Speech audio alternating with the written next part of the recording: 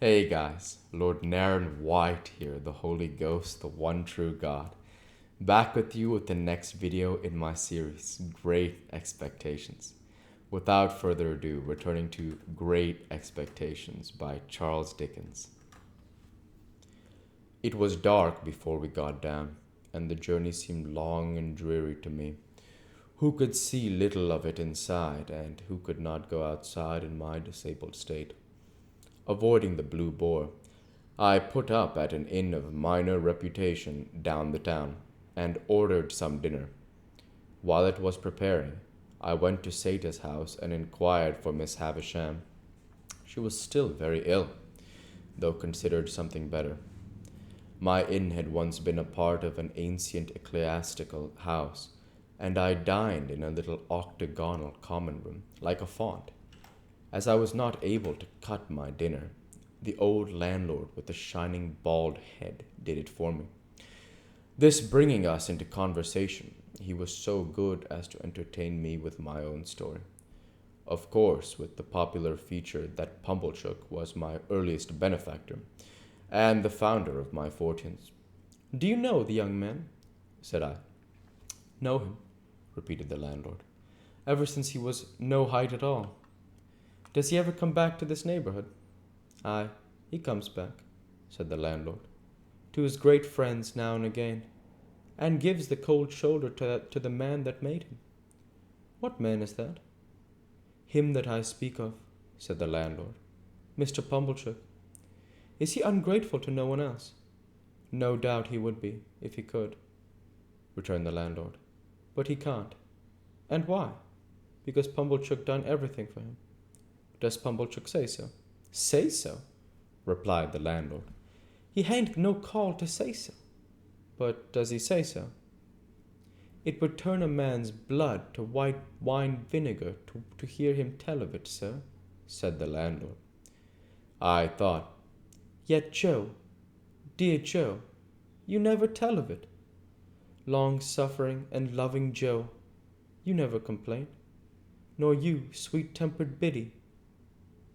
Your appetite's been touched like by your accident," said the landlord, glancing at the bandaged arm under my coat. "Try tender a bit." "No, thank you," I replied, turning from the table to brood over the fire. "I can eat no more.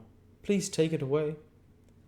I had never been struck at so keenly for my thanklessness to Joe as through the brazen impostor Pumblechook. The falser he, the truer Joe; the meaner he, the nobler Joe. My heart was deeply and most deservedly humbled as I mused over the fire for an hour or more.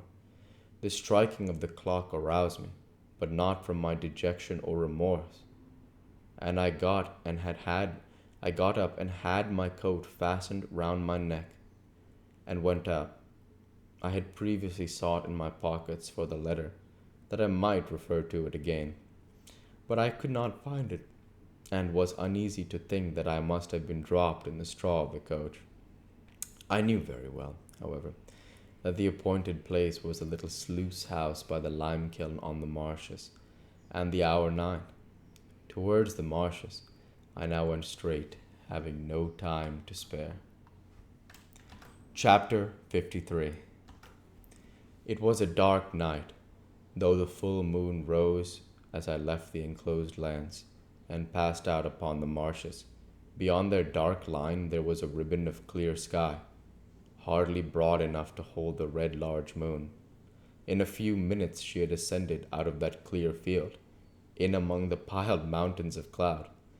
There was a melancholy wind, and the marshes were very dismal. A stranger would have found them insupportable, and even to me they were so oppressive that I hesitated, half inclined to go back. But I knew them well, and could have found my way on a far darker night, and had no excuse for returning, being there. So, having come there against my inclination, I went on against it.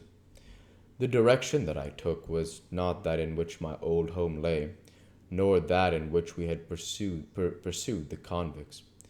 My back was turned towards the distant hulks. As I walked, as I walked on, and though I could see the old lights away on the spits of sand, I saw them over my shoulder.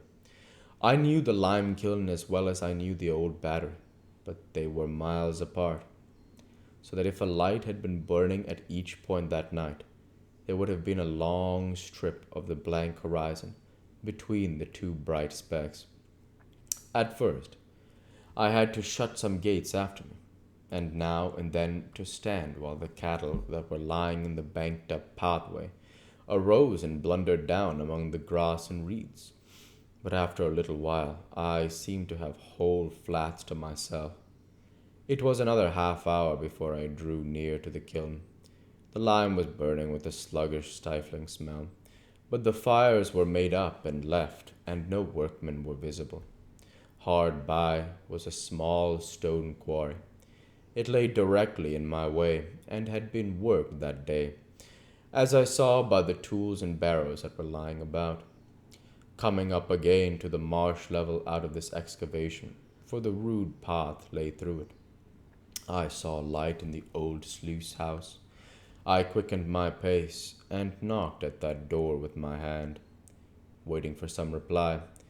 I looked about me, noticing how the sluice was abandoned and broken, and how the house of wood with the tilted roof would not be proof against the weather much longer, if it was so even now, and how the mud and ooze were coated with lime, and how the choking vapor of the kiln crept in a ghostly way towards me. Still there was no answer, and I knocked again. No answer still, and I tried the latch. It rose under my hand, and the door yielded. Looking in, I saw a lighted candle on a table, a bench and a mattress on a truckle bedstead. As there was a loft above, I called, "Is there anyone here?" But no voice answered. Then I looked at my watch, and again, finding that it was past 9, called again, "Is there anyone here?" There being still no answer, I went out at the door, irresolute what to do. It was beginning to rain fast.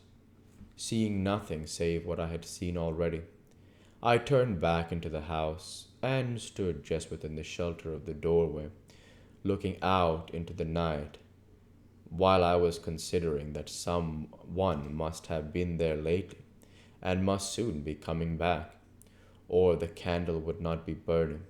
It came into my head to look if the wick were long.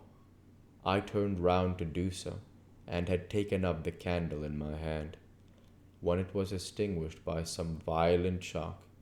The next thing I comprehended was that I had been caught in a strong running noose, thrown over my head from behind.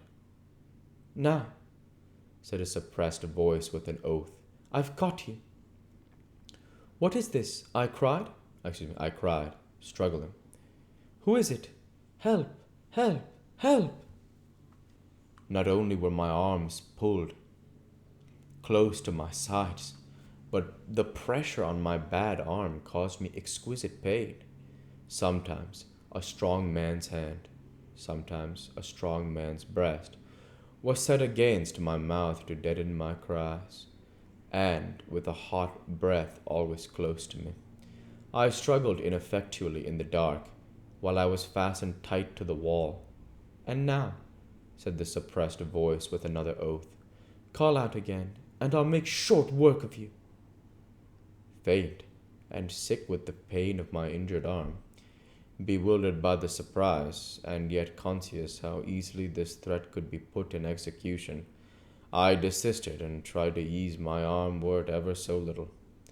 But it was bound too tight for that. I felt as if, having been burned before, it were now being boiled. The sudden exclusion of the night and the substitution of black darkness in its place warned me that the man had closed a shutter. After groping about for a little, he found the flint and steel he wanted, and began to strike a light. We'll go ahead and stop there for today. As usual, I want to say thank you for watching, and I hope you enjoyed. Please like, comment, and subscribe Is it great to help each other? Light be with you all. Take care. And thanks again.